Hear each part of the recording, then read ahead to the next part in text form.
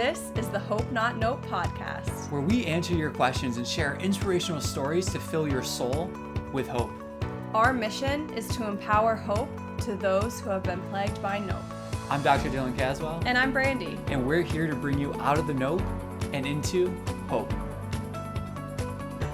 Welcome to the Hope Not Nope podcast. We are so excited to be here and so thrilled that you're listening. I'm going to hop right into my hope story from this past week because one of my best friends got married, and it was this beautiful, beautiful day where I knew both the bride and the groom, and I was in the bridal party. And so when I walked into the church, I looked around me, and I think I knew probably 200 to 220 out of the 250 people who are at this wedding.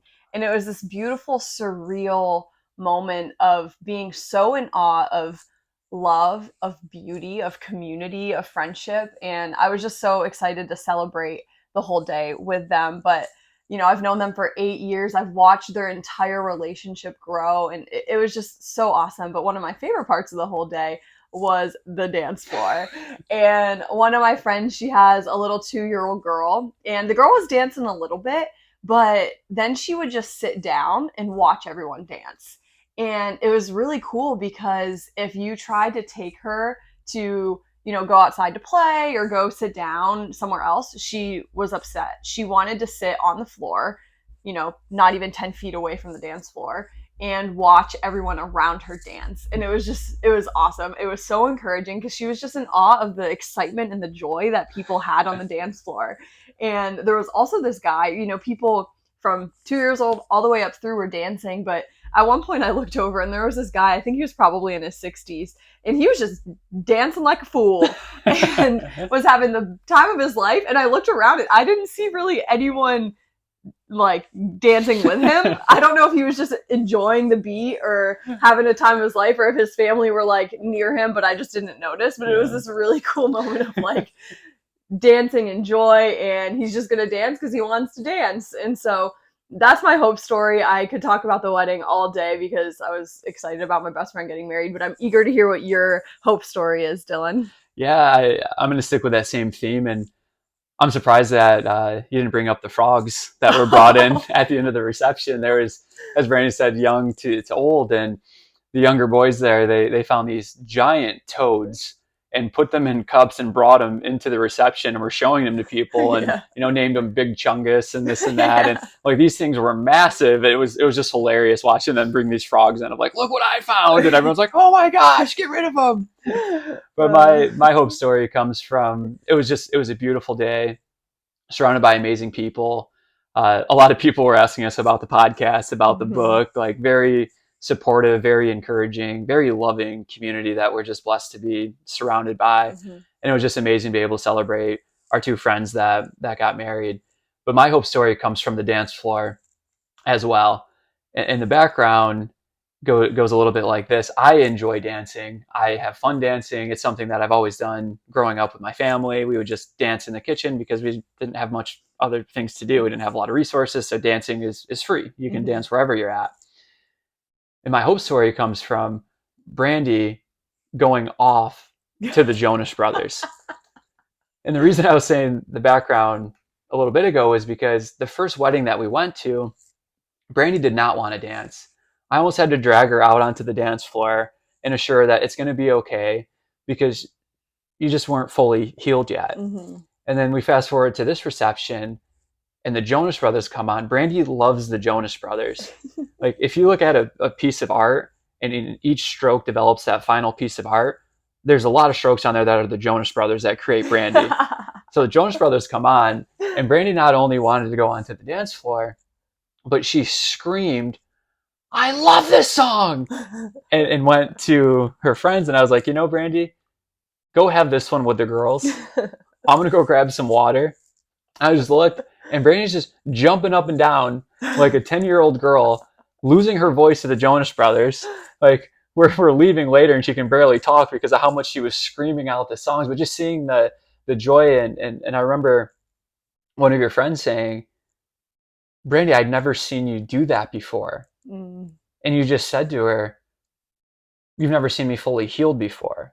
And I think in the first episode, we talked about your ability, the redemptive victory physically, but we haven't touched too much of that emotional, mental fortitude that you developed, and really how scary dancing can be at a reception, because we tend to get worried about what people are judging us, or how they're looking at us, or how our dance moves are coming off to other people, instead of realizing that dance is just a form of joy.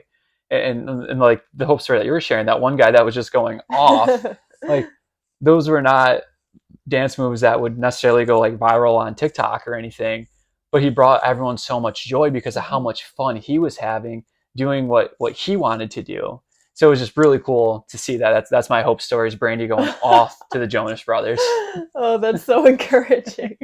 I'm a proper fangirl. When I was a teenager and a preteen, it was all Jonas Brothers and One Direction. And at the wedding, they played the Jonas Brothers and then One Direction right after, and I was in my glory. But you're right. There's a greater freedom that I have, and I'm so thankful for it, because I'm sure I'll still have moments of like being insecure because I like feel awkward or whatever, but I don't know. I think part of it was I know that I was surrounded by such great people that they didn't care what I looked like. So I wasn't going into this wedding afraid of being judged. I was just like, one, if I am judged, I don't care. And two, I don't think any of these people are going to judge me. They just want to have fun and enjoy their life and enjoy the wedding. And so for me, it was just such a beautiful, beautiful testament of freedom. And I appreciate you saying that encounter I had with my friend, because my hope is that the people who have been around me long, they know how I was in high school. They know how I was in college. They know how I was in my early adult years of just being nervous and insecure and kind of stiff. And if they knew that side of me and they see me now, they see freedom, and it's really cool. I love that. It makes me think of Vanessa Van Edwards, who has really done more science in like social behaviors and things like that. And she always says, apologies in this presentation, I'm a recovering awkward person. Yes, I love her. I feel that personally. All right, those are our hope stories from this past week. I hope that they brought you a little bit of hope and a little bit of joy, but let's dive into the questions. I'm thinking the Jonas Brothers are going to be getting even more listens after this one. one. I hope so. Go check them out. Listen to their first album, listen to their most recent album, and just enjoy your life, because they are great. Our first question is from a listener named Ben, and he asks, I love the chapter in your book on performance versus pain. If I'm recovering from an injury, how do I know how much to lean into the discomfort for the goal or performance? It's a great question. Thank you, Ben, for writing that in. So what is the difference between performance and pain? Because to perform at a high level, it's painful. Like if you're in the fourth quarter of a game and you need to get that last point, you're getting fouled, you're getting hit, you're fatigued from the whole series before that, the third quarter, second quarter, first quarter, you're fatigued. So to perform at a high level, it's the willingness to accept a lot of discomfort, because you understand what that sacrifice is going to give you. And it's almost like we're creating our own discomfort. Think of like a triathlete. They're swimming, they're biking, they're running, but they know that it's okay because they know where the discomfort is coming from. It's not coming from an unknown source. When we have pain, that's when it's different, because we may not know where is it coming from. And because the brain works by prediction and it's not able to predict where is it coming from, it starts to say, we need to protect. Our threat level has gone up, so I'm going to protect. And to protect, I'm actually going to start inhibiting some of these powerful muscle groups so that you can't move in the way that you are trying to move it until we can figure this out. And this gets into a bigger conversation too of the brain working by prediction and things like anxiety. Because when we're exercising, or if we're having a panic attack, physiologically the same thing is happening. If I just said, Brandon, this person has an increased heart rate, increased blood pressure, cortisol levels have increased, epinephrine and norepinephrine are floating around their system and surging. And I said, what is happening to this person, or what is this person doing? You might say, oh, they're exercising. I might say, no, they're having a panic attack, because the physiological response is the same. So what's the difference between that response with performing an exercise and a panic attack? Well, in exercise, you know why this is happening. Your brain knows why my heart rate's up. It knows why your blood pressure's up. It knows these things. So it's willing to allow you to push further into your threshold. And with a panic attack, you don't know what is creating that thing until afterwards. Mm-hmm. And because the brain gets, I don't want to say it gets afraid, but it's trying to figure out what's happening, the threat level continues to increase. So it seems counterintuitive, but if someone's having a panic attack and their heart and their chest is tight, one of the best things to do is actually get up and start moving. Mm-hmm. Because then the brain's going to go, oh, this is happening because we were exercising. And then afterwards, retrospectively, you can look back and go, maybe I had that panic attack because my workload's too high. This relationship isn't going well. There's too much on my plate. But retrospectively, you're able to figure that out. In the moment, you can use that to kind of change the brain prediction. Mm. But when we're talking pain and performance, well, if there's a lot of pain and you don't know where that pain is coming from, it's going to inhibit performance. If you can have an idea of where the pain is coming from, and maybe the pain is coming from, I'm pushing really hard right now because I really want to win this thing. If your brain takes that and accepts that and then decreases the threat, then you can perform to higher level of capability. If it's pain that's inhibiting you from doing the activity, don't push into it. Unless it's like the championship, Super Bowl, you've worked your whole life for this moment. Mm-hmm. You don't care that your ankle's sprained and that you may get further injuries up the kinematic chain afterwards. It's worth the sacrifice.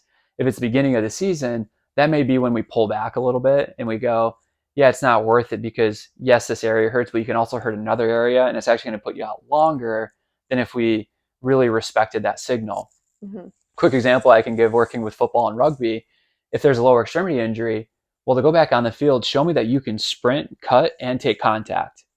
If you can't do those things on the sideline, no way you're going back out on the field or on the pitch where you have other people running at you full speed. Right. If you can do that on the sideline, and if you can accept that I have this discomfort, but it's because I want to go perform and I can actually go and do those activities, then go and do it. Mm-hmm. Wow, that's so fascinating to me. I think back to when I was a junior in high school, I hurt my foot and I was running cross country. And I was not a strong cross country runner. I'm not a strong runner currently. I want to get better, but hopefully that'll happen. But I remember injuring my foot during a race in October. But my team was so small, there was only 4 or 5 of us girls, and so we all got to go to districts. And so I was like, no, I want to run in districts, and that's in 2.5 weeks. So I'm just going to keep running on it for the next 2.5 weeks. And I chose to do that. I knew I had a pretty decent pain threshold. I knew it was uncomfortable. I knew it was pain, but I also knew the injury because I injured it 2 years prior. And so I was like, this is probably just a stress fracture. It'll heal eventually. Let me just finish the season. And I look back on that and, I made that choice as a, 15, 16-year-old kid.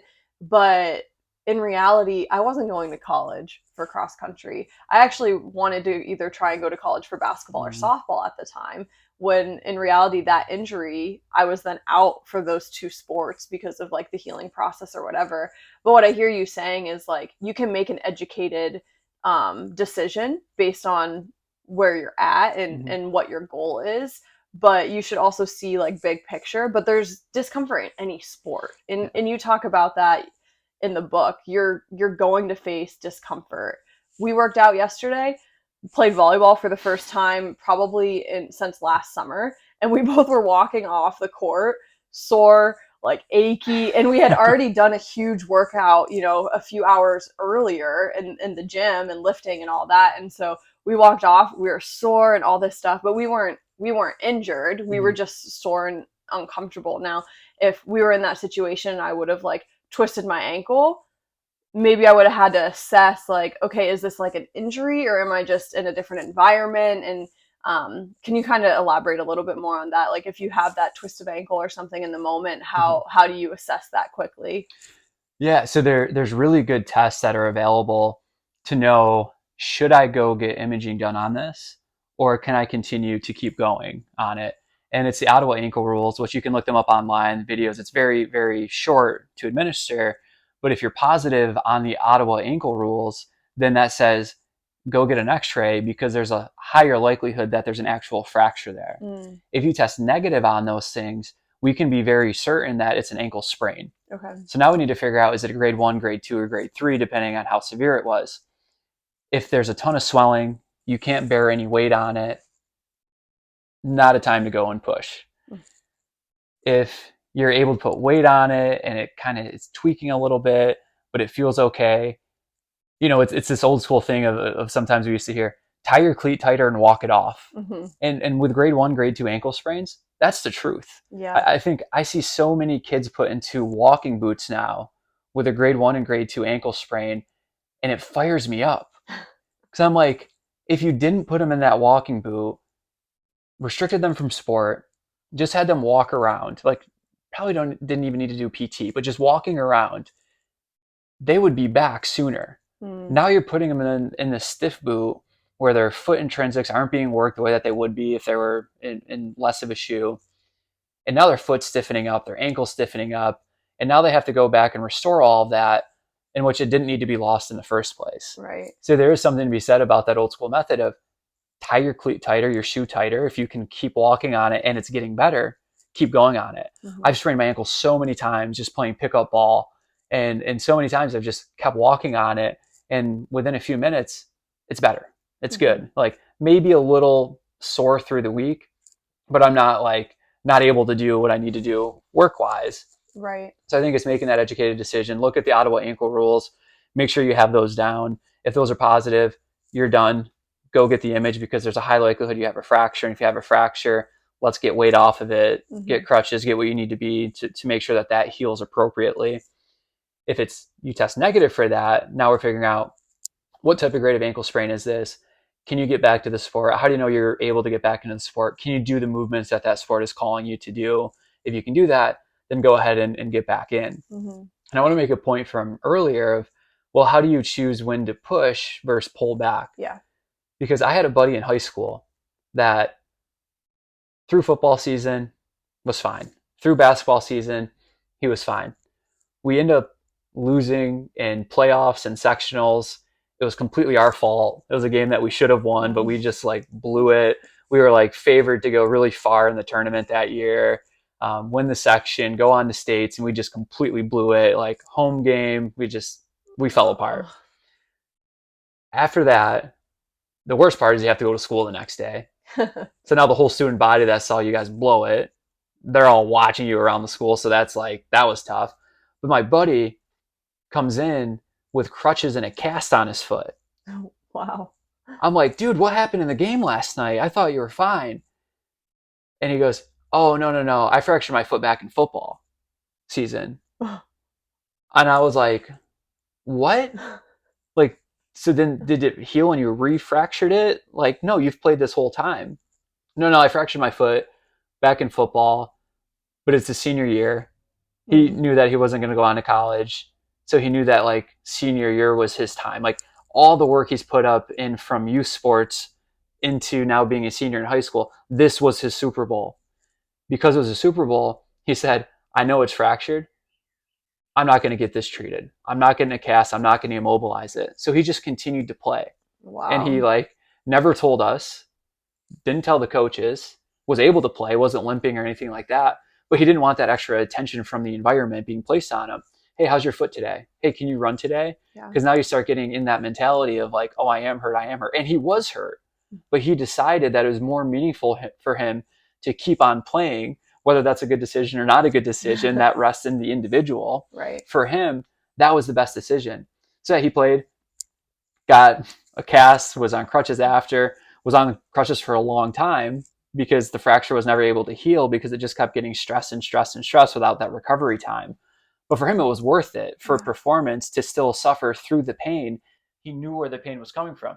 My foot hurts because I have a fracture in it, but I'm choosing that I want to keep playing on it because playing with my buddies the last time likely in this life of all of us together, it's worth it. So I'm going to go for it. Wow. I love that example. And that example almost kind of leads into our second question. And so I'm going to ask it because we're talking about the foot injuries. Yeah. So our second question is from a listener named Rick. And he asks, I've been struggling with what feels like plantar fasciitis, but I haven't gone to a doctor to get it looked at or anything like that. Do you have any recommendations on what to do? So plantar fasciitis, that one, It comes around a lot in the summer. And a lot of Okay. people will say that that's due to footwear, because people tend to be more in sandals and flip flops and things like that.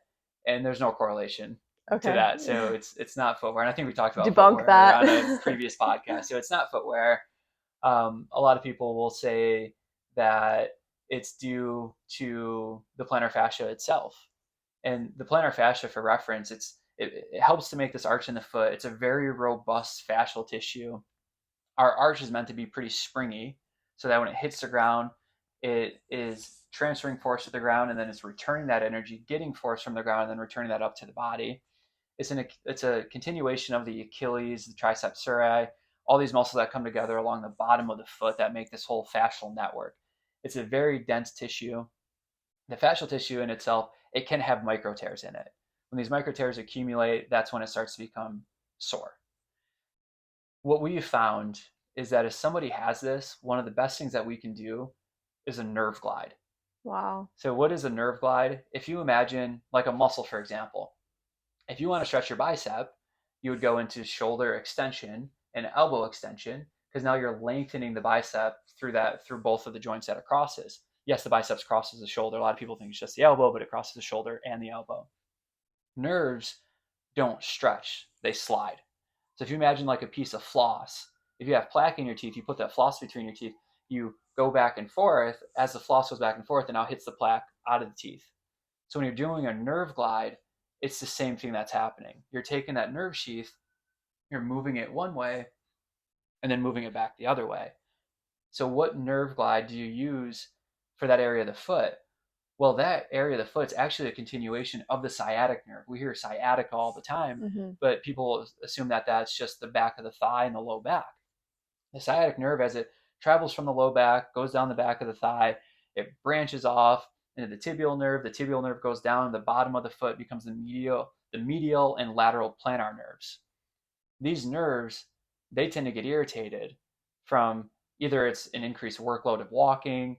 That's another thing that we see in the summer. People are up and moving more. So it tends to be a workload thing of how many steps have you taken the past 3 months versus how many steps did you take in the winter. And being in upstate New York, a lot less steps are taken in the winter than they are in the summer. Right. And if you're wondering, well, what's my step count? You don't have a step counter on your watch, but you have your phone with you on walks. Open up the health app on your phone. It's been tracking your steps this whole time. So you can get these nice little graphs of steps. So it's workload. But then back to the nerve glide, you want to glide the sciatic nerve because it's actually going to mobilize the medial and lateral plantar nerves, which is then going to help that fascial tissue and the nerves just move a little bit more freely and quote unquote clean the plaques out of there. Wow, that's fascinating. And so you don't necessarily have to go get like a plantar fasciitis brace or wear sneakers for the rest of the summer or whatever. It really is the simple nerve glide. Simple nerve glide. And if you're wondering, well, how does this work? Like this nerve glide idea. Well, what's the traditional treatment for plantar fasciitis? Get a lacrosse ball or freeze a water bottle and roll that on the bottom of your foot. You are not breaking up fascial tissue with those things. In order to change fascial tissue, you need a young bull to stand on the tissue for it to deform 1%. Wow. So a lacrosse ball and a frozen water bottle, they are not deforming your fascial tissue. But maybe go get a cow. And have it step on your foot. No, then you'll be like my buddy after high school with the crutches right. after the foot fracture. But these things are not changing fascial tissue. What they are doing is changing the input to the nervous system. Okay. You change that input to the nervous system, and the brain starts changing its output of the pain response to that area. The nerve glide's doing the same thing. But with the nerve glide, you're actually mobilizing the whole nerve through the entire leg and up through the back and the spine instead of just at the foot area. So if you want to use the lacrosse ball, you want to use the frozen water bottle, go for it. But know that you're not changing fascial tissue. You're just giving that nerve better input or more input, allowing it to make different choices. Okay. Wow. So we have dancing at a wedding. We have your friend's broken foot that he played on for a couple months. And now we have plantar fasciitis. Hopping into our last question. I'm excited to see where this one goes. It's kind of a pivot. We're pivoting a little, but I really liked this question because, here with the Hope Not Nope podcast and with Hope Not Nope as a whole in the book and everything, we talk a lot about the hope side of things, right? We talk a lot about, being joyful and grateful and all those things. But I think in order to look at that, we also have to look at the nope. And this listener noticed that. And so they had a question about the nope. And so this is from Angela, and she asks, what are ways that you can combat letting other people's nope narrative affect you negatively? That is a great question, Angela. Thank you for writing that in. And it's part of the book title, Hope Not Nope. And specifically, we want to nope in there because sometimes to get to hope, you need the nope. Yeah. And that's kind of where the book goes, and the hope not nope methodology goes towards, is that we can get to hope. We all face nope at some point. If you're listening and you're like, oh, I haven't faced any nope yet, it'll be coming at some point. Losing a loved one, losing a job, losing a business, whatever it may be, but that nope is coming at some point.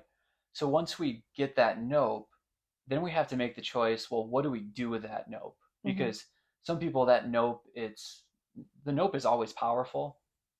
Some people will take that and it puts them on the floor, and they can't get back up again.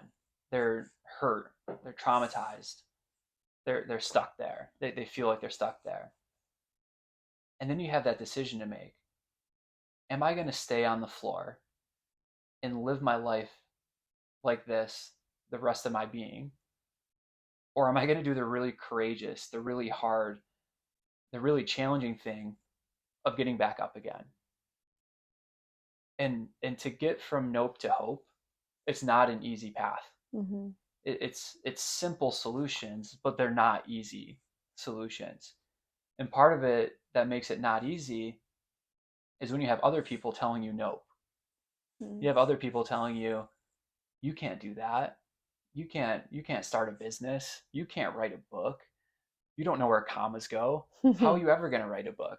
Like, when people are giving you that nope, and especially when it's people in your circle and in your community, I think there's a level of, we should at first listen to it and just see, do we have any blind spots? Because basically they're giving you a free appraisal. So you don't have to take all that in, but you take some of that in and just go, okay, maybe they were right on that point. Maybe I'm trying to do this, but I don't have enough of a support system. Okay, I'm going to take that. I'm not going to accept your nope. I'm going to accept your criticism and use that as positive feedback to now continue on this journey of hope. There's other people that just want to chop you down. There's people that, like, they live to criticize you. And I'll say, I faced my fair share of criticism. On the previous podcast I hosted, I would get emails. Great podcast, but you weren't able to pronounce this word correctly. Great podcast, but you didn't enunciate enough. And back to the previous, like, we don't know people's stories. And so I took that and was like, it kind of hurt because I had to go to a lot of speech classes when I was younger. Yeah. So I've worked really hard on the ability to say words. There's still words I don't know how to say, and I just, like, run away from them. I'm just like, let's not try to use that word. And there's a bunch of examples I could give you of that. But, like, I've worked really hard to be able to communicate better because I've understood how much language and how much the word we use matter. So when people come and try to chop something down that you've worked so hard at, it's challenging. But the quote that I really love is that if you're being attacked, you're only being attacked because of how important you are. Like, the enemy doesn't create defense for the player on the bench. They're creating a defense for the MVP. So if your hope mission is MVP worthy, which it is, if you're MVP worthy, which you are, know that the defense is coming. And what we've learned from the Kansas City Chiefs is that a better offense nowadays will beat a better defense. So the nope it's going to come. It's going to come from all different sources, all different types of people. Use it as positive feedback. If it's people that are there just to chop you down and it's not even, like, positive feedback, then if they're just pointing a finger versus opening their hand and saying, like, let me guide you, don't talk to them about that anymore. Don't give them your time or energy. Yeah. Because you're going to waste so much headspace on that one piece of criticism. You're going to forget what you were set out to do. It's challenging, but you can do it. Hmm. Anything you would add in? Yeah, I love the way that you phrased your answer because a lot of what you were talking about was nope, as in people giving you nope. So rejection, um, even like bullying or whatever it may be, judgment, like those are people extending nope towards you. Mhm. And when I think of Angela's question, I also think of people who are currently living in their nope and then you being super empathetic towards them and it affecting you because you're you feel for them, you love them, you want to support them, but they're so deep in their nope that then you're almost being pulled into it and you're struggling. And so I love your answer. And then I think to answer kind of maybe that narrative, in case that was more of what Angela was saying, I'm not sure which one she was saying, but I think, and you've taught me this a lot, you've taught me the ability to be able to hear someone's story, listen to the suffering they're going through, listen to the nope that they're encountering, or maybe even not even listen, but observe it. There's times where we're not even able to talk to them, but say it's like a family member who's really struggling and they don't want to open up, but you can tell, right? Like all of that is nope. You've really taught me how to take it in and know that it's a thing and being sensitive to it and being kind within the situation, but then realizing and pulling myself back and say, this is not for me. And so there's times, and I've given my friends this advice where, they won't, like, they're talking to their dad on their phone and the dad is just talking about how terrible the rest of the family is. And then that person's shooken up for like 3 weeks because of that one conversation. And I've told them, you don't want to cut out your dad. You don't want to stop the relationship with your dad because you can't handle the phone call. What you want to do is, after the phone call, remind yourself, this is not for me to carry. This is not for me to hold on to. I let it go, I release it. And so any more feedback on that side of it, because I think more people need to learn how to release those situations. You can still love and be empathetic, but to really like release so that it's not on your shoulders as well. Yeah, no, it's a great point. And from my mentor, Dr. David Boyle, and I had to learn this early on in my career because I'm a very empathetic person. When people are suffering and they're crying, I cry with them. When they celebrate, I celebrate with them. When they're sharing their story, I try to be there with them in those moments. And it's painful. Mm-hmm. It's hard because when you start hearing these stories, you start realizing how much evil there can be in this world. But then you realize how much good that there can be once you start getting from the nope to the hope. So it's hard. And I remember, having back pain for 6 months and not knowing why I was having it. I'm working out, I'm hitting my hamstrings extremely hard.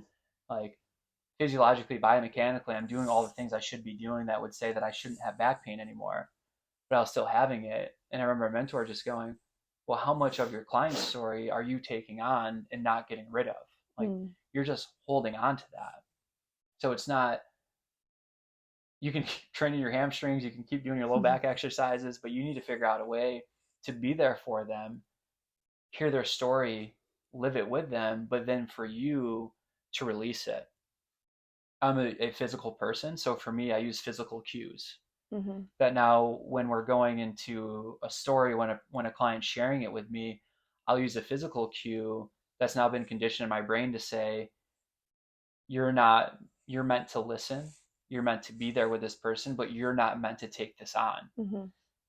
And it's helpful because it's not this physical cue of like clapping with a story, but it's just like rubbing my hands together Mm-hmm. or just like a quick face rub or like rubbing my hands through the beard, like something that's a natural cue that would happen during a conversation. Right. I just change what that physical conditioning is to that behavior. So now my brain knows when I do this, it's to say, don't be overwhelmed, be there for them, love them, cry with them, but don't take it on as your own. Mm-hmm. So that's been helpful.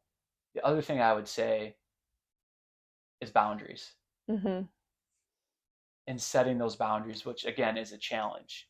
But in that example that you were using of like a father or family member that's like saying things about this family member or this cousin or this person or that person, Right.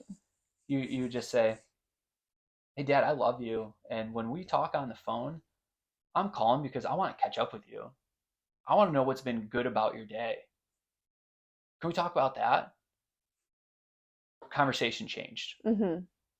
Like you can get someone from complaining to joy so fast with just redirecting the conversation.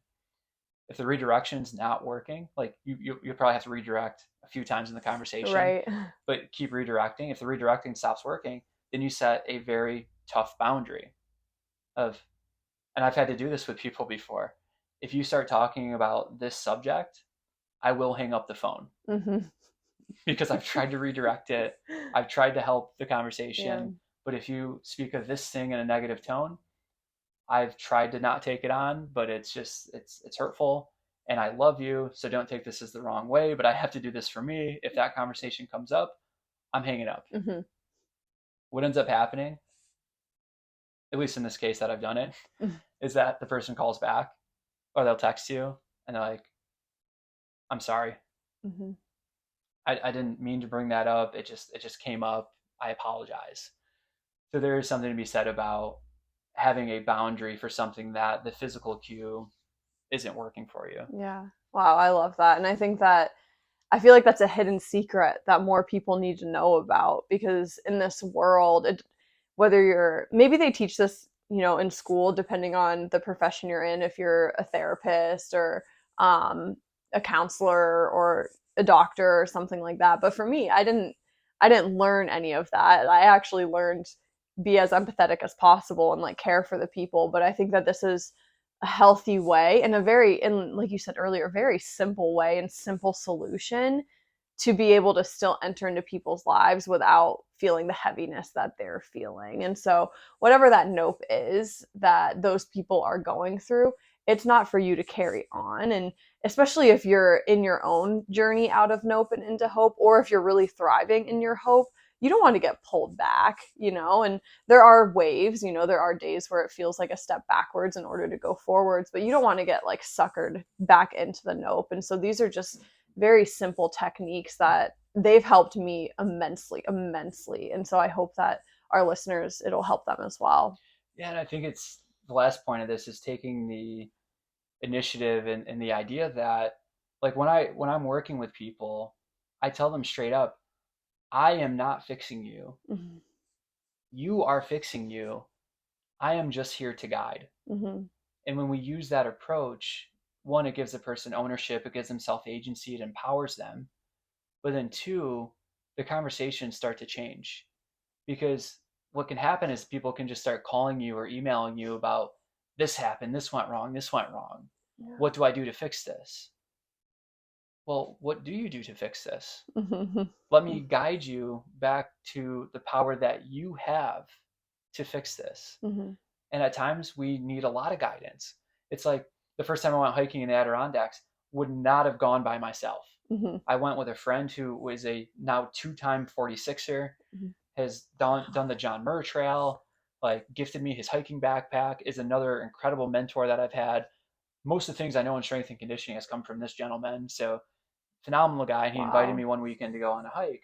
And I went on the hike and I remember the whole time being like, I don't know if we're on the trail or not on the trail. Wow. I needed a lot of guidance on this new path. He wasn't walking for me. He wasn't Mm-hmm. carrying my pack. He Yeah. was just saying, hey, this is the way that we need to go. Hey, let me pull up my GPS. This is the way that we need to go. The next time that I went up there on the same trail, I still needed guidance, but not as much guidance. Mm-hmm. This time I'm able to go with a different friend. And now I've learned look for trail markers. I can find the trail markers, and the trail markers can let me know where I need to go. Mm-hmm. And the next time I went up, oh, I don't need the trail markers. You kind of always need the trail markers, but you don't need the trail markers as much Right. because now I remember the terrain. I remember which path leads to which path.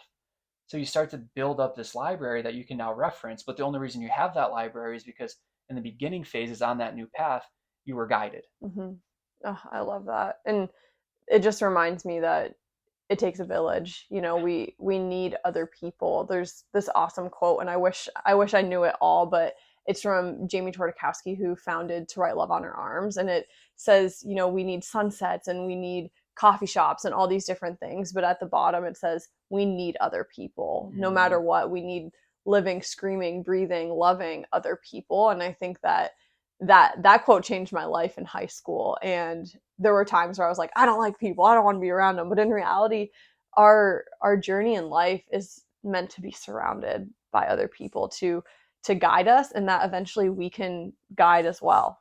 So Sure. so Ben, Rick, Angela, thank you so much for those questions. I loved this podcast. I love getting to talk about the dancing, talking about the foot injuries. It was right up my alley. But also just about hope and the importance of spreading hope, of being hope, and of guiding people out of their nope. And I hope that it really blessed you. And if it did, please consider asking a question. We have our website, hopenotnope.org. Go ask a question there. We want to answer any questions. These ones were so different from each other, but we were able to answer them and hopefully guide you in whatever journey you're in. But so please consider doing that. Also, rate, review, share. We want to get this podcast out to as many people as possible, and we're so thankful for you. Absolutely. Thank you for those questions. Very well-rounded episode. Have a great week, and remember, every day is not just a day to be hopeful. It's an opportunity to become hope.